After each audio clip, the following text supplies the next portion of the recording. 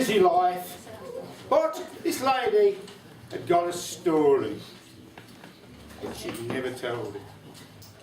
She'd also got a song, but she'd never sung it. Now these things, I keep telling Paul this because he comes to our sessions, and I'm sure he's got a story. And what happens with stories and songs, if you don't tell them or sing them, they fester inside you and they want to get out.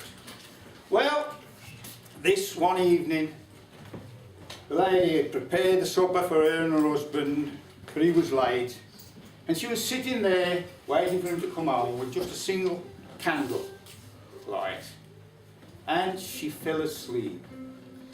She fell asleep with her mouth slightly open. Yeah, and the story thought, this is it, I've had enough. And he pushed out, and out he came. Got out in the streets and oh, that's it.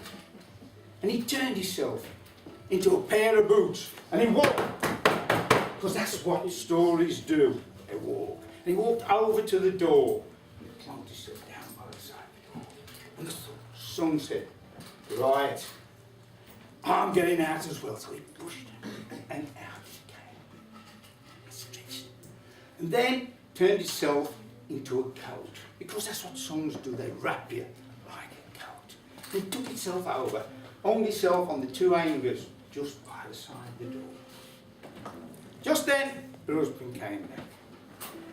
He said, you know, what sort of a day and all this? And he said, he noticed the coat and the boots. And he said, we've got visitors, who's here? And she said, no, we ain't got no visitors, there's nobody here. He said, come on, he said, you know, you've got it, there's a coat and there's boots, there's got to be somebody here, and you're telling me there's nobody here. Well, they started to argue. Things were said that shouldn't have been said. And he said, in that case, I'm off. You won't tell me the truth. And off he went. Of course, he went to the pub first.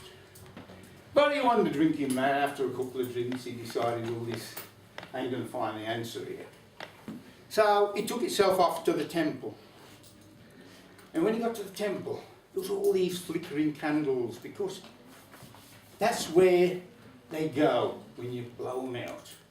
You think they disappear, but they don't. They go off to the temple. There's all these flickering candles. And as he sat there, he realised all these candles were chattering. They were gossiping, and they were saying, oh, it should have been at our house today. There was a party, it was beautiful. It was like that, And the other one said, oh, I didn't think he was ever going to stop work today on his book, on his leisure.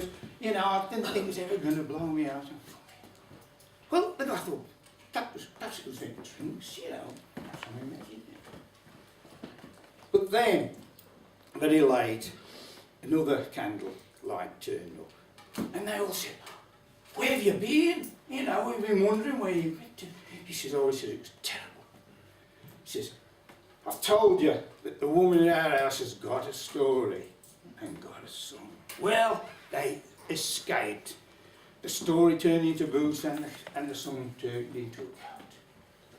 And the husband came back. There was such an argument. Well, he heard this and thought, don't tell him. But it was too late to go on that night. So the next morning he went home and he apologised. And he said, well, why didn't you tell me about this story and this song? And she said, well, I didn't like to.